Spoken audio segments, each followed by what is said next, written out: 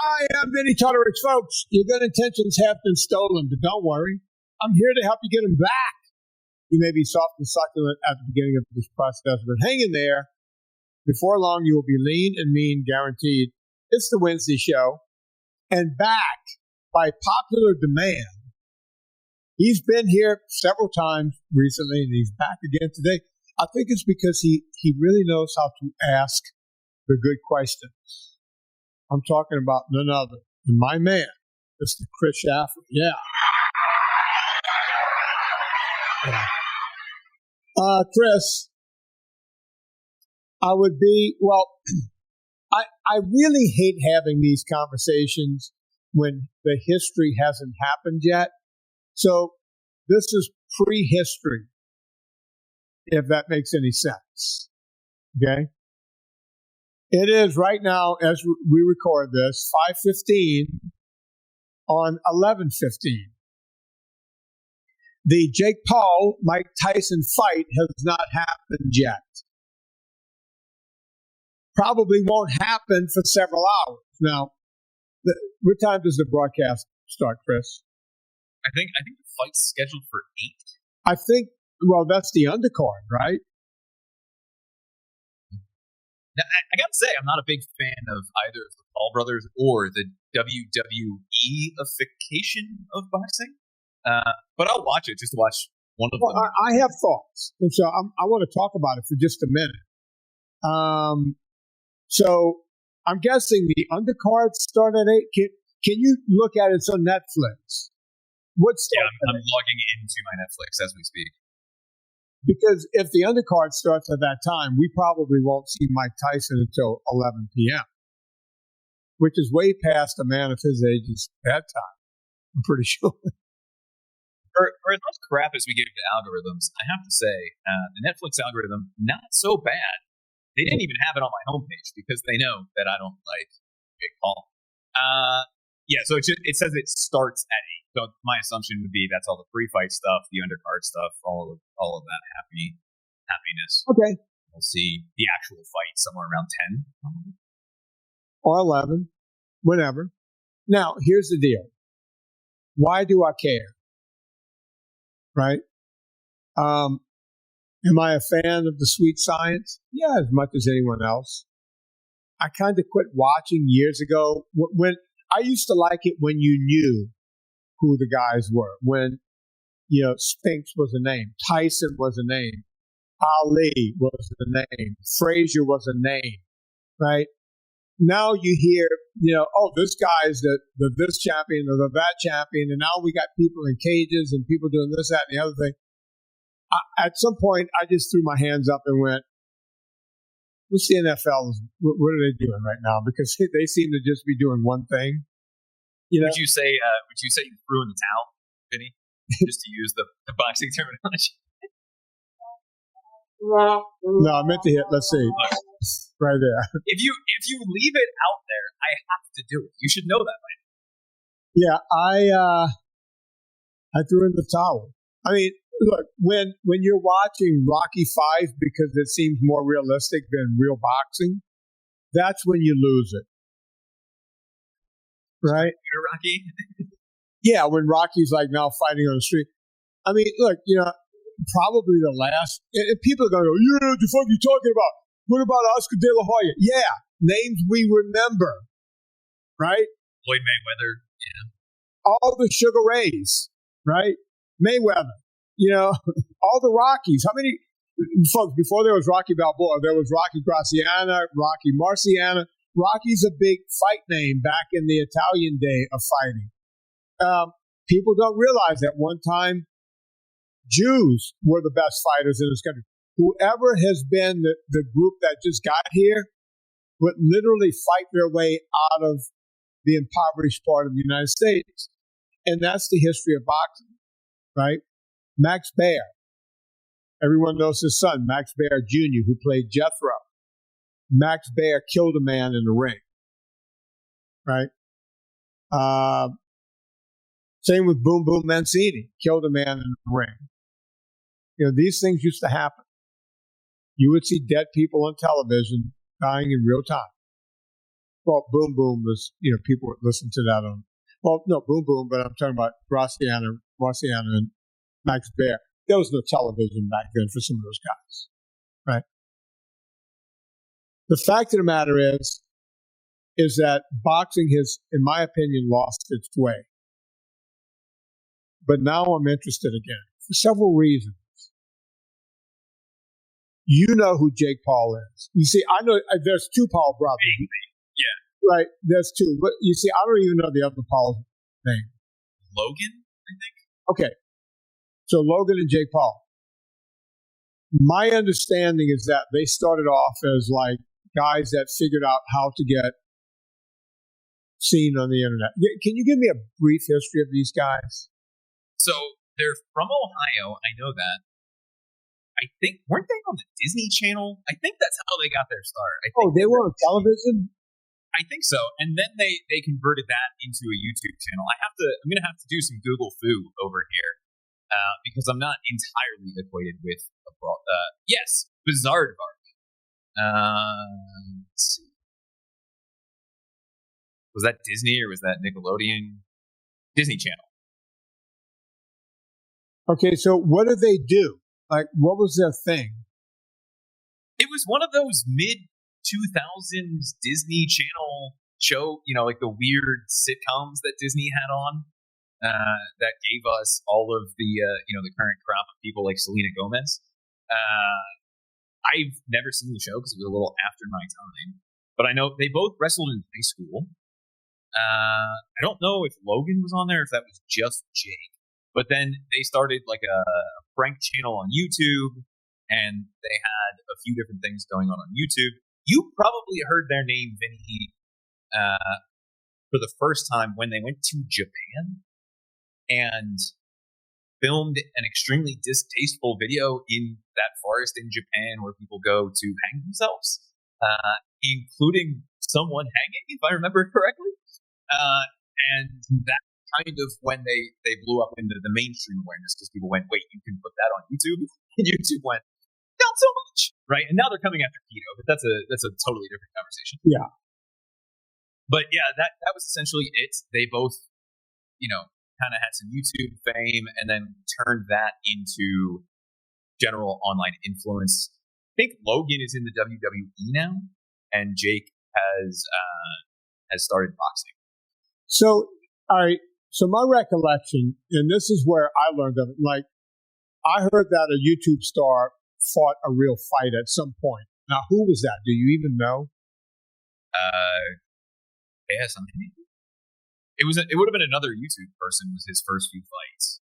Yeah, and then but then I was told by people like my friend Corolla that, oh no, he's legit now. Like this guy has figured out, he's putting the time in. Tyrone Woodley, Tommy, he lost to Tommy Fury, Nate Diaz.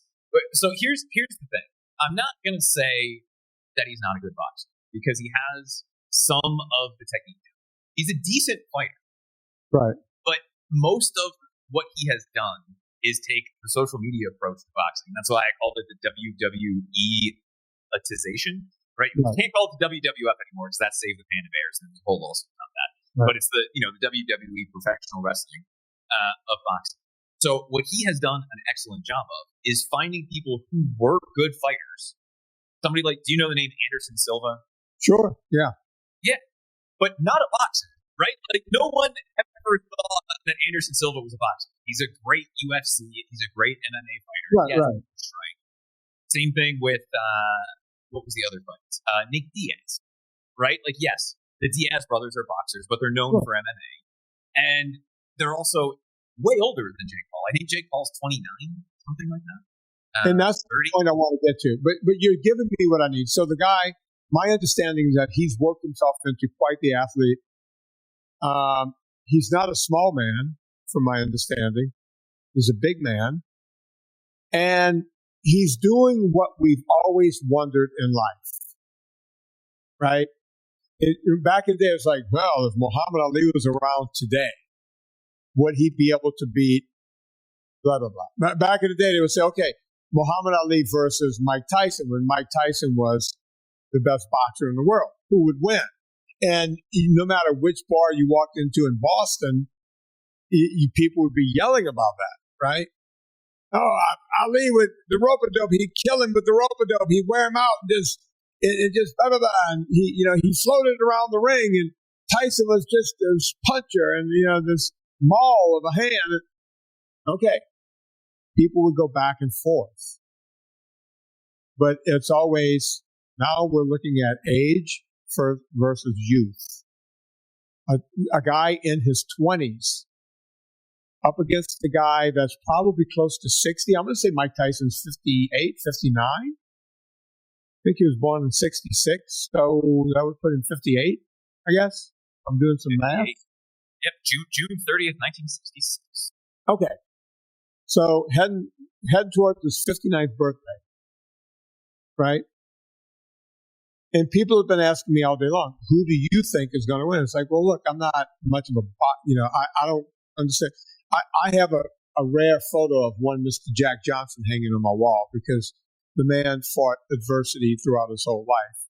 And I've always felt like I fought adversity. And I have this incredible photo of Jack Johnson in the ring.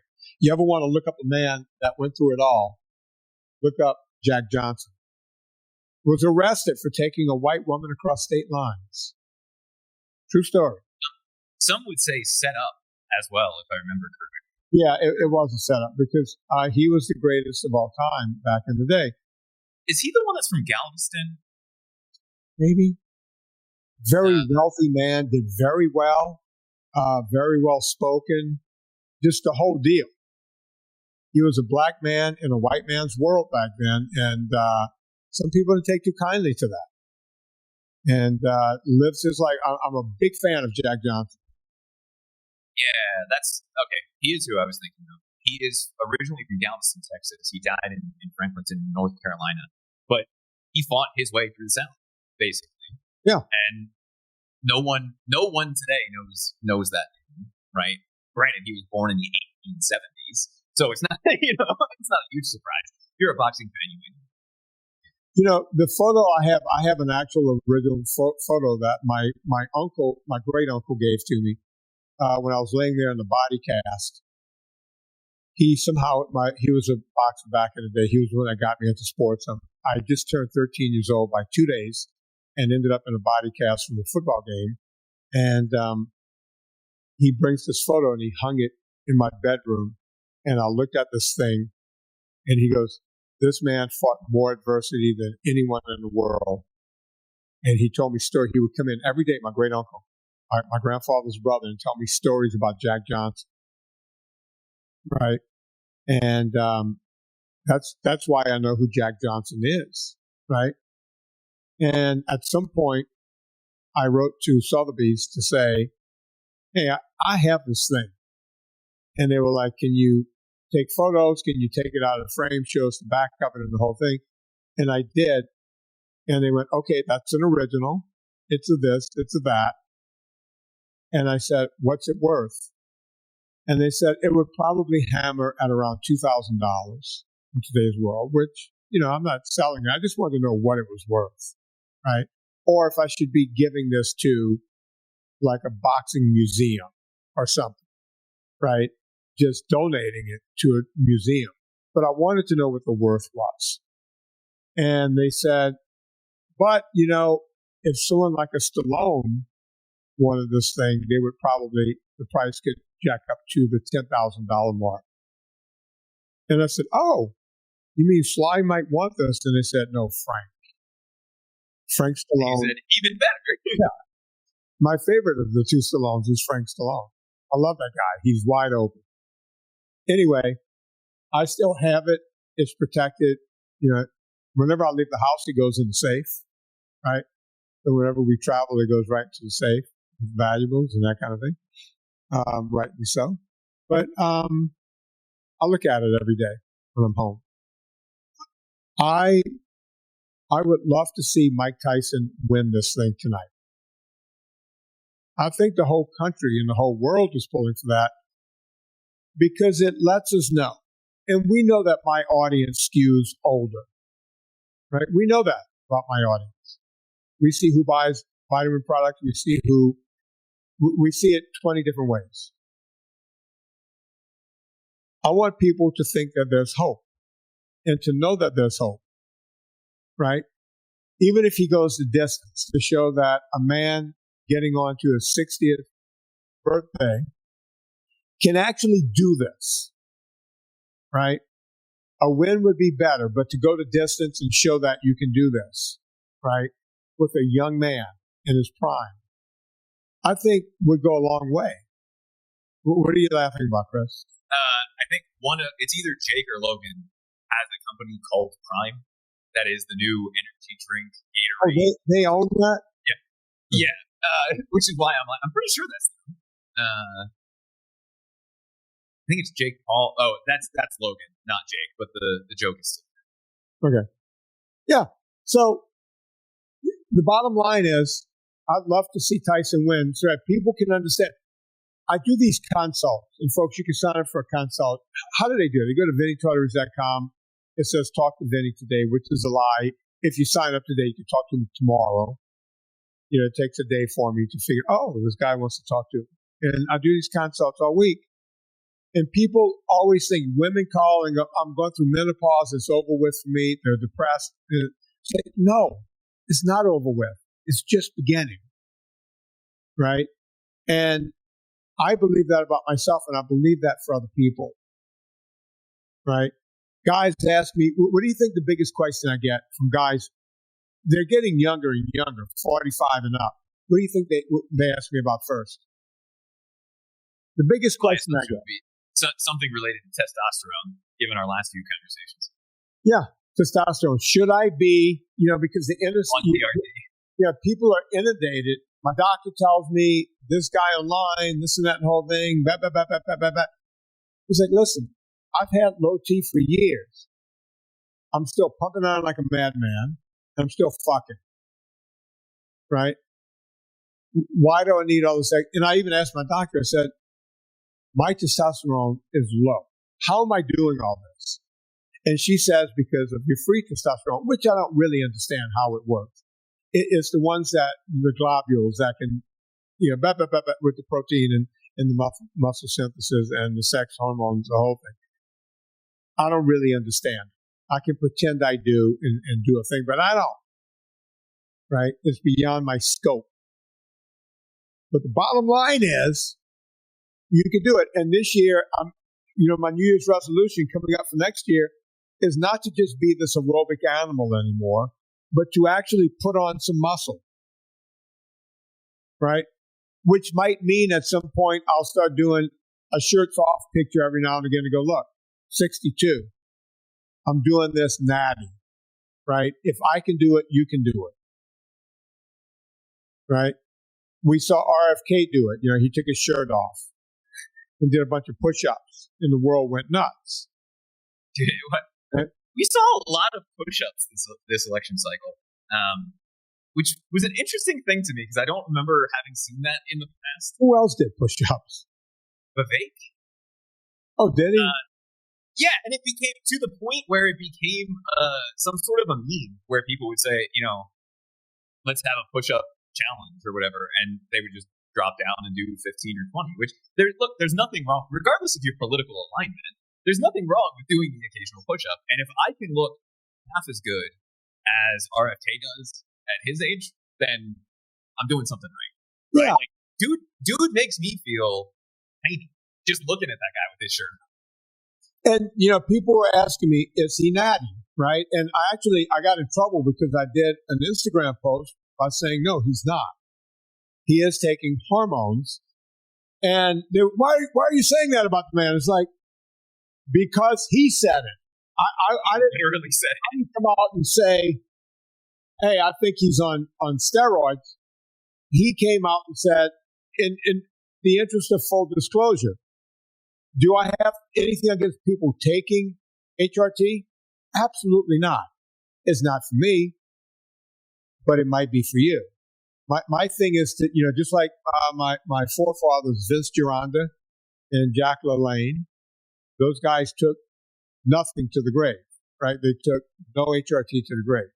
As a matter of fact, you want to see a man, a great bodybuilder, go look at Vince Gironda and realize that guy never took a drug. Just put that name, Gironda starts with a G, in case you're wondering. Put it into your Google machine, and you'll see what I'm talking about. As a matter of fact, just like me, he didn't like the look of steroids on people, right? It's not. I don't find it to be a very attractive look at all, right? And the aforementioned Stallone took hormones along the way. Chris is, if you're watching this on a video, Chris is putting up photos of Vince Gironda. That's the kind of muscle you can put on. By the way, he was quoted as saying he ate somewhere between 12 and 36 eggs a day. That's how. Can you pull up just one big picture of him, Chris, instead of all? I was going for his diet here. Oh, okay. Let's see what that one says, because there's a bunch of different things. Can you read it? Because I can't see it. Yeah, hang on. Yeah, it's telling me there's an ad before I can look at the PDF. So we'll vamp for 30 seconds, and while we're doing that, we'll go back to pictures. Yeah, we'll look at pictures of this gorgeous man. By the way, he trained a lot of Hollywood. He was one of the original Hollywood trainers, right? He trained people like Arnold Schwarzenegger talks about him a lot back in the day. Vince Gironda knew how to build a body, right? The guy knew his stuff. By the way, he never liked doing squats because he didn't like the big bubble butt on people. He thought he was a big fan of doing hack squats and other different kinds of squats, but he didn't like to squat because he thought a smaller butt with bigger legs was a better look. He and I disagree on that. So did you figure it out, Chris? Did I vamp long enough, or you need more time? Vince Gironda nutrition plan. I'm assuming this is 2,280 calories. Breakfast, heavy cream, protein powder, 3 whole eggs, 1 scoop of amino acids. That does not sound like something that Vince Gironda would be eating. No, if anyone's saying that, that's a lie, because amino acids weren't really a thing when Vince Gironda was training. But even just looking at the eggs, right? It's basically 3 eggs with every meal. So if we take out the stuff that would not have been something, right. Okay, he's having cheese and greens as a snack, eggs and cottage cheese for lunch, eggs and heavy cream for breakfast. Right? Yeah. There's nothing wrong. Right. If we can get some steel supplements that we can read. Just see if they have a diet plan.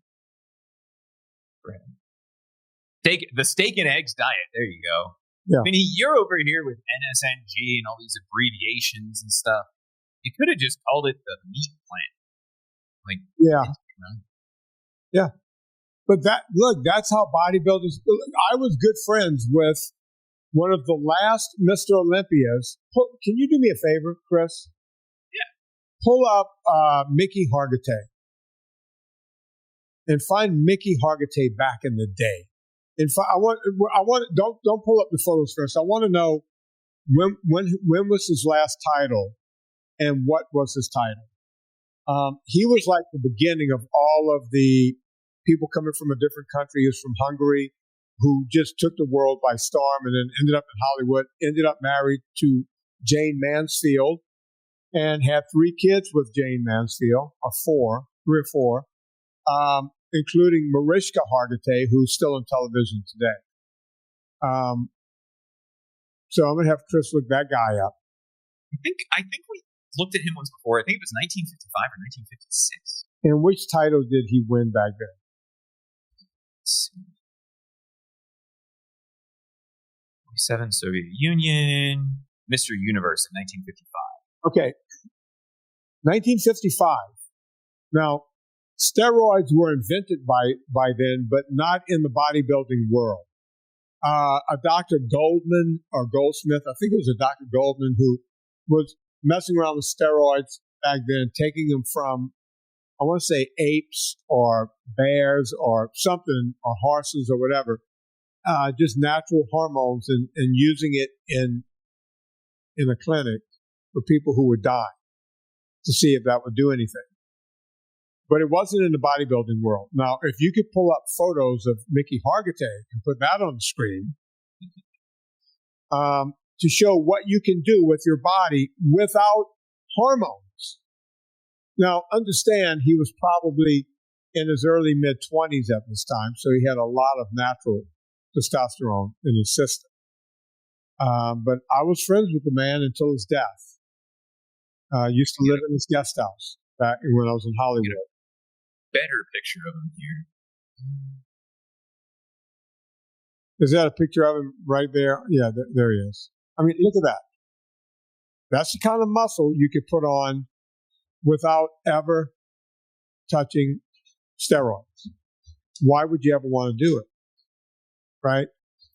And I'm out to prove that at 62, even though I probably can't do that anymore, I can do pretty good. That's what I'm trying to do here. Right? Even with a complete shoulder replacement, even with, two-time cancer crap, that kind of crap, all of it. I want to prove that you can still put on some muscle.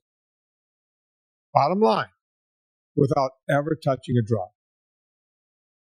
So if I can do it, you can do it. Just the way I see it. Chris, you have anything over there? Anything you want to bring up? I think the question that I have, I know you've already started on this journey. You have a base at your age, right? Yeah. You've been a pretty fit man most of your life. If you are not operating from that base, what would the expectations be? Because we know, and you and I have had this conversation over the last few episodes that we've been on, right? If we're fighting that fight of just trying to get up off the couch, obviously that, we can go back and have that conversation. Well, and we know that there is some muscle memory, if you will, in terms of being able to get back to a place where you were before, because your muscles can rebound to that. But if you're coming from a place where you're moderately fit at your age, would you expect to see the same results that someone like you would see using the same diet and training program? Or do you think you have a little bit of a leg up there because so let me tell you where my leg ups come from. Because there's more than one. One, I've been doing this my whole life. I know the map. I don't need to put it into Google to figure it out. I know how to get it, right? So that's number one, knowing how to get there. Knowing that it's long, tedious, and boring. So it helps that I'm somewhat of a stoic, right? I'm not looking for instant anything. That's what I'm always trying to explain to people when it comes to just dieting to lose weight, eating the right foods to lose weight. And they'll say, everybody in the office, they bring their cart by and there's all this junk and I'm bored anyway and everyone else is enjoying it. It's like, okay, you got to keep in your mind what your goal is, right? If Sally over there is having the croissant, you don't need it. You don't need the bagel, right? You've cast your bagel chips for life, is what I'm trying to tell you, right? I have that advantage. I have a goal. I know what the rules are. I know what the objectives are. And I just go and I do it, right? So that's a big plus. If you've never done it before or you haven't done it since you finished high school cross country or stopped playing high school basketball or whatever you did, whatever the discipline was, even if you were in the band, that's a discipline, right? It's all a discipline. You got to get your brain back to that. This is what I'm doing. And the big part of that is you can't lose track of that. And that's the problem people have. They lose track of the big picture. Okay? That's the advantage I have. That's the big advantage. You talk about muscle memory. Yeah, I'm never out of shape. I can make an argument when I went through chemo. Yeah, I couldn't do push-ups or whatever. But I'm never out of shape, right? A guy that's doing this year, I'm going to have over 400 hours of aerobics. You can't tell me that guy's out of shape. A guy that goes rucking and doesn't count that as part of his aerobics while he's on the telephone. I'm not a couch potato, right?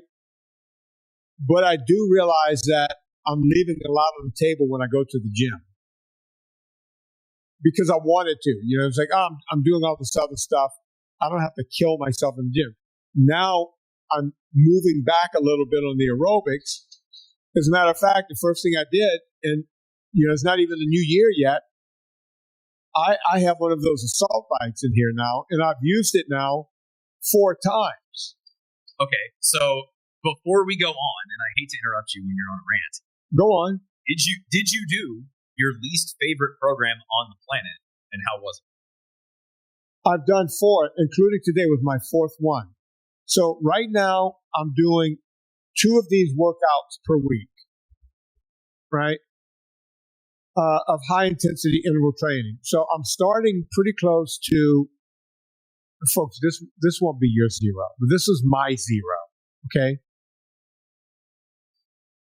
I know where my heart rate is, my top heart rate, right? So the way I'm doing it is, okay, the pre-programs that are in the thing, you can literally do 10 seconds on, 10 seconds off. So an interval is when you go hard for a period and then, almost do nothing for that same amount of time and then go hard again. And the ones pre-programmed in there is anywhere from 1 interval to 8, I think. I think 8 is the top you could do with 10 on, 10 off. Or you could do 20 on, 20 off. That's one of the options. And then you could do 20 on, 10 off. So now you're getting there quicker. So they have a bunch of those in there. I'm not doing those. I've put in a custom one. So on my first one, the first time I did it, I'm doing 5 intervals. Okay. 1 minute on, 1 minute off, 5 times. For a total of 10 minutes. So how did I do that? Well, I got on the thing and I warmed up for 30 minutes. Stayed in zone 2. Now, while I was in zone 2, I know where my upper limits are. I know when I get to lactic threshold. Lactic threshold is when you're busting out of 80% at ceiling of zone 2. So towards the end of that 30-minute warm-up, or after like 20 minutes, I would go to the top of that lactic threshold, touch it, and then come back down into zone 2 and stay there for a minute or 2 and then go up again, get above lactic threshold, maybe a couple of heartbeats higher per minute, and come back down. This is not the interval, folks. This is just me. We call these openers. You're opening your lungs. You're letting your heart know what's coming. And it's very important for me to do a good 30-minute warm-up. I want to be lathered up. I want all of my capillaries. I want everything opened up, right? And then the first time I did 1 minute on, 1 minute off, times 5. And if you go watch people on the internet use these assault bikes or whatever, their heads are going side by side and they're doing all this stuff. You won't see that from me because I'm doing a gradual ramp up. Yeah, I'm going pretty hard at the beginning, but I'm also looking at that time as it's counting down. The first 20 seconds, I'm going hard, but not all out. And then the next 20 seconds, I'm going harder, and I see I'm getting to the top of my thing. And then that final 15 seconds, I'm going all in to where, you feel the acid bath. I can't go any further. And the acid bath means that lactic acid is taking over. You feel like you're going to throw up. And then I would take the 1 minute break, just very, very slowly, 5 times. The second time I got on, by the way, did that on a Monday and then went to a Friday. So you see how many days I put in between. Oh, wait, hang on. Did on Monday.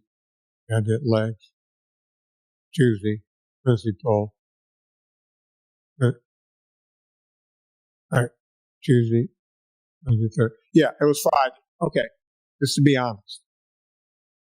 I did it again. 5 reps, but this time 65 seconds on, 65 seconds off. I increased it by 5. And you go, geez, that's not a whole lot. Oh, yes, it is. When you're going all in, 5 seconds is a big buildup. Chris? That's something most people don't understand. And intervals is the fancy word, right? Let's just call it a sprint because that's the thing that everybody knows, right? And if you think about a sprinter, right? Okay. The 5-second difference. Vinnie, what's the world record for the 100-yard dash? Well, not they do 100 meters, which is it's in the nine. It's in the nines. I can't. You can look it up, but yeah, it's so like 9.6 seconds. It looks like. Yeah, something like that.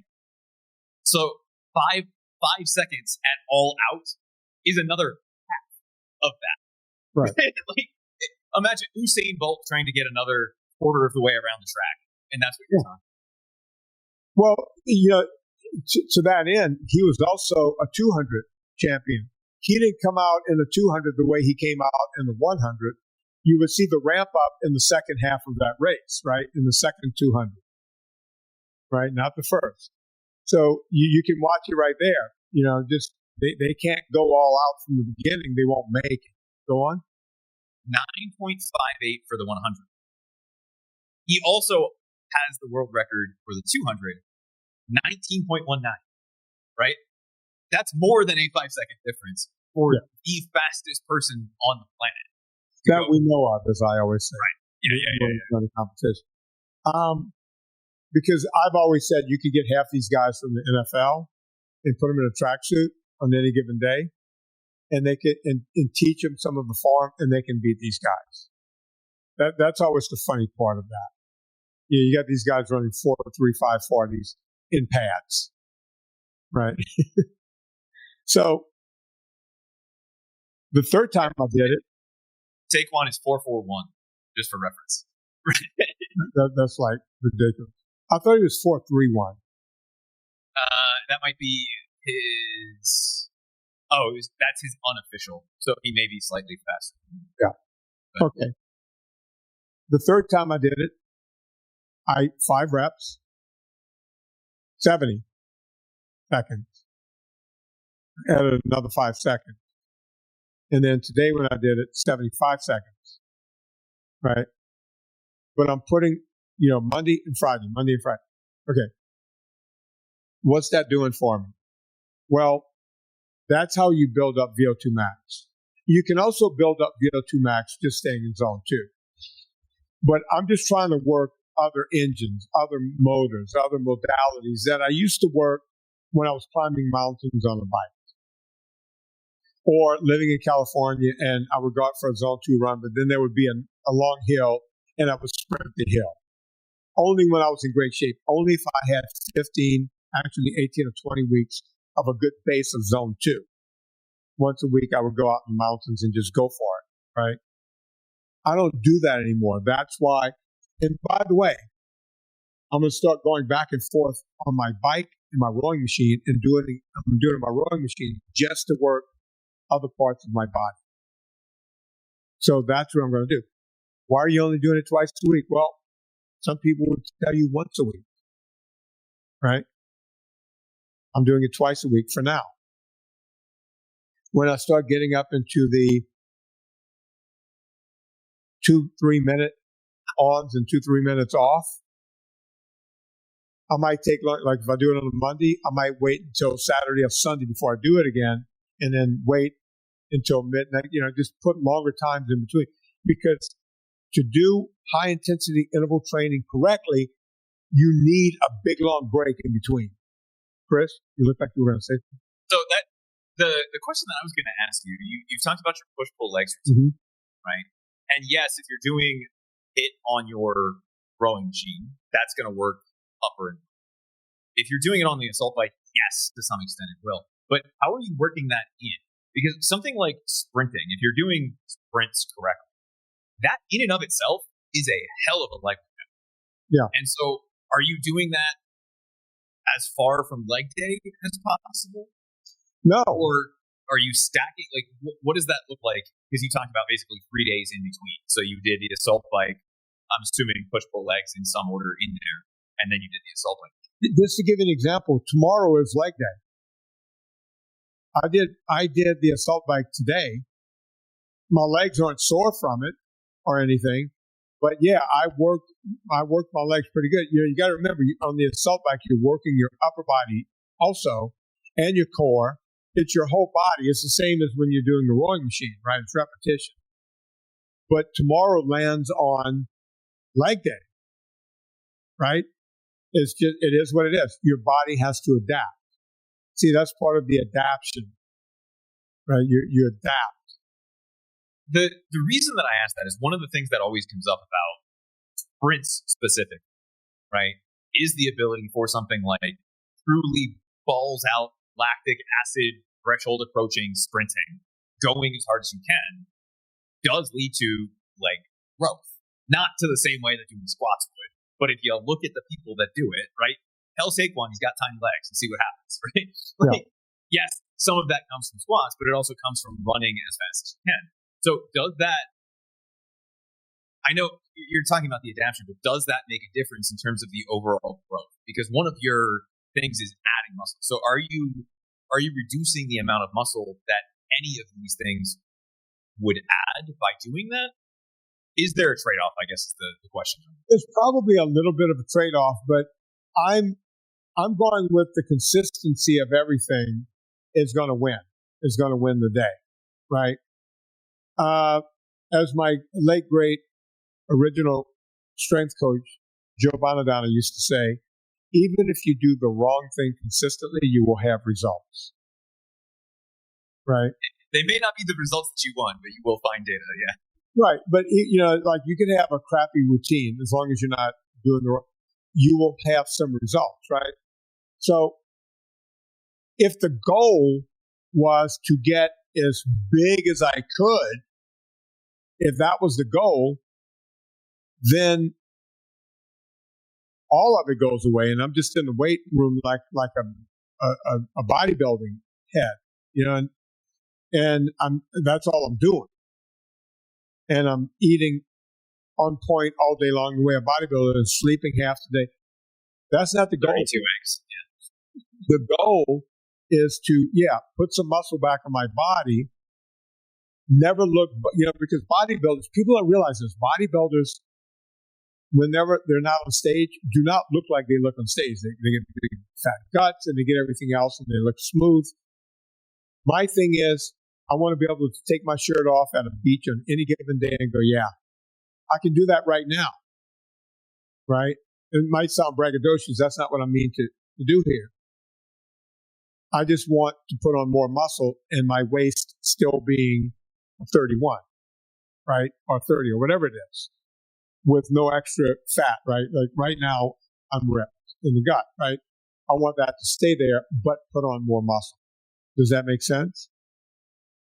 It does. And I think that's something a lot of people need to hear because, again, it's not doing everything perfectly all of the time, because if you're doing that, that doesn't make any sense.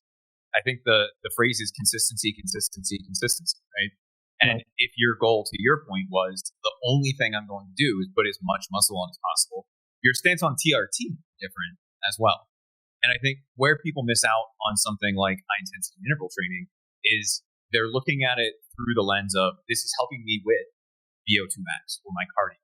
Right. This is helping me with my leg size or leaning out my midsection, right? This is helping me with, by the way, increasing testosterone. Right? If you're getting close to that lactic acid threshold, it triggers the release of all of the hormones that you need. Why? Because your body is screaming, I don't want to die. What's the old Doug McGuff thing from Starting Strength, Vinnie? If you don't feel like you're fighting off a lion and you're about to die, your body doesn't respond to it. Something like that, right? That's how you know you're. How far was that Mark Rippetoe? One of the two. Maybe he borrowed it from Rippetoe. But it's one of those things where it's like, okay, if you're looking at this through the lens of this is helping me with cardio, yes. Is it helping me potentially increase the size or the look of my legs? Yes. Is it helping me from a hormone perspective? Yes. Am I going to sleep like a baby afterwards? Yes. Is it the only thing you should be doing? No. It's one of those things that you can add in addition to. Does it take away some of the potential muscle growth? Also, yes. But you get all of the other nice side benefits of it, where you're saying, okay, maybe I didn't have time to sit in zone 2 all day today. So if I do some sprints or I do a little bit of high intensity interval training on the assault bike or I get on the rowing machine and get a full body workout in, I'm getting the VO2 max benefits, I'm getting some strength benefits, and I'm getting the hormone and sleep benefits. Absolutely. And look, I'm not giving up mountain climbing, so I need to keep my aerobics up for that. All of that takes away from just the overall just putting on muscle, right? This is not Vinnie wants to be a bodybuilder looking thing. Vinnie's trying to get back to the way he looked when he did the conch shell, before he had shoulder surgery, after shoulder surgery, after shoulder surgery, right? I still want to be able to climb mountains without being out of breath. I still want to get in my skull and row for 2 hours without dying, right? All of that, all of the stuff I do is still going to be there. I just need to make sure that sarcopenia is not kicking my ass while I'm doing something else. And I really felt that come on strong over cancer this last time. And you saw how distraught I was trying to do push-ups. You saw it, right? Yeah, it's kind of like me training. Hey, look, I remember I got on the pull-up bar right behind me on that rack. I don't talk about this. I did like 3. Maybe 4. I can't remember. It was just, this is it. I can't bring myself up and put a gun to my head, pull the trigger. I can't get another one up. And now I'm back up to my first set is back up to 15 really good controlled reps on the pull-up bar. So it's coming around. It's slow, but it's coming around. I think that's another thing. And somehow we always end up in this part of that conversation. But knowing that you could only do 3 right now. Well, not now. Now you're back to whatever it was. But let's just say tomorrow you wake up and you can only do 3. Right. Is that necessarily a bad thing? Or do you do what you can do when you can do it and see how to push it a little bit more each time? Because someone who's never done a pull-up can't do 3 pull-ups, right? Even with bands in a lot of cases, you're not going to be able to do 3 full pull-ups, right? Right. But you see, that was my thing. I was used to being able to do strictly 15, 18 pull-ups, no problem, whatever. And now I'm doing 3, right?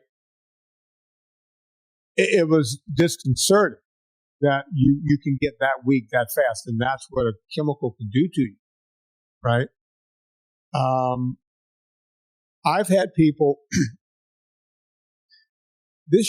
I'm not going to have a tombstone, but if I had a tombstone, it should say something like, he taught a lot of people how to drive stick, who said they could never learn. That's one of my superpowers. And I've had people tell me there's no way, I've never done 1 pull-up.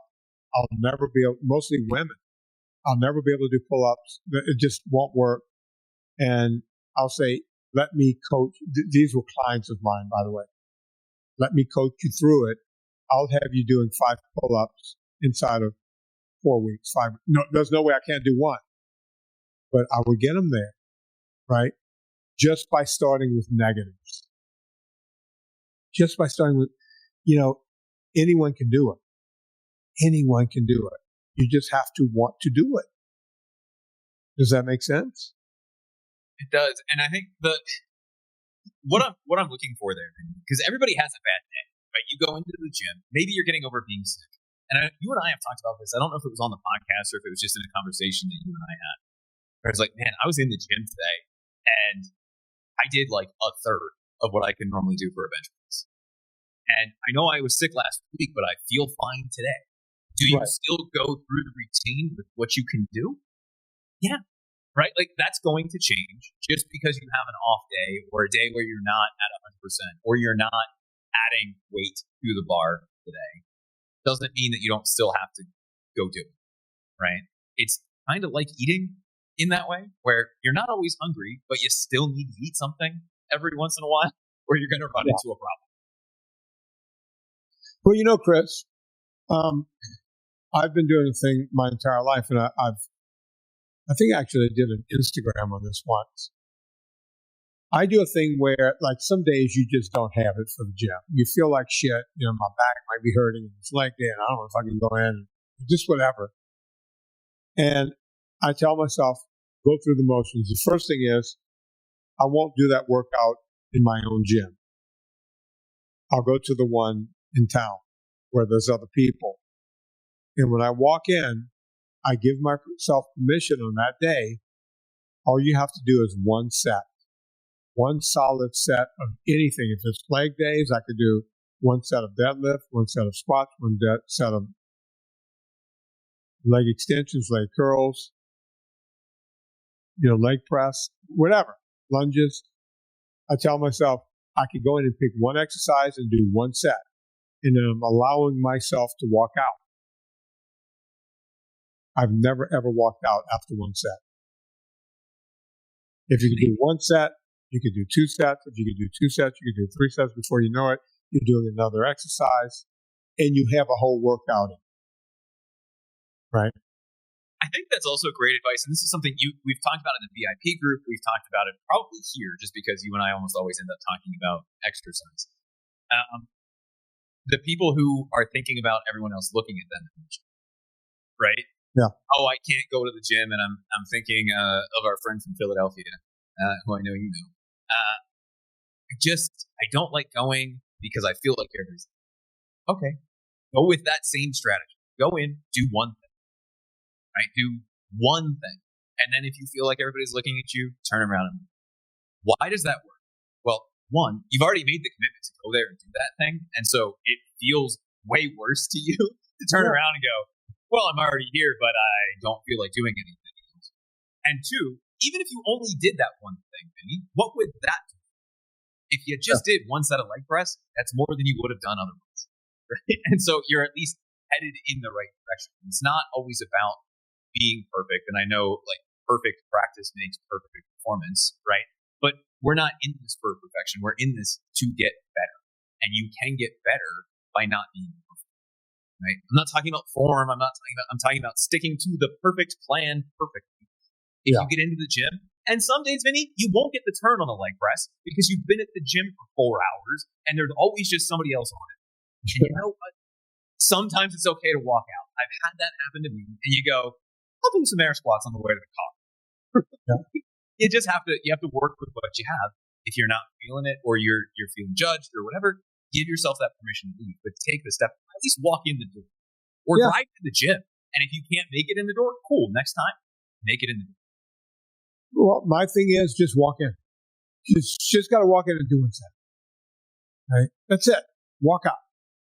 No one's going to care. No one's going to notice. But I've never failed to do an entire workout when I've done that. Chris, we have VIP coming up. Should we tell people what the VIP is? Because we got to, by the way, we didn't close down the micro thing, have we? We ended up not doing that because people are still flooding in on that. And so if we want to close that, we can. And I think this is probably a good time. I think we talked about it on the last episode, but this is probably a good time to say, all right, we're just closing the doors because we need to pay attention to people that are there. So if you aren't aware of what the VIP group is, Vinny, what is the NSNG VIP? It's an accountability. It's kind of what we were talking about on the podcast today. It's an accountability group. So I started noticing years ago, I've been doing these consults, and I still do the consults 5 days a week. It's a personal 1 hour or 30 minutes. People can sign up for 30 minutes or 1 hour.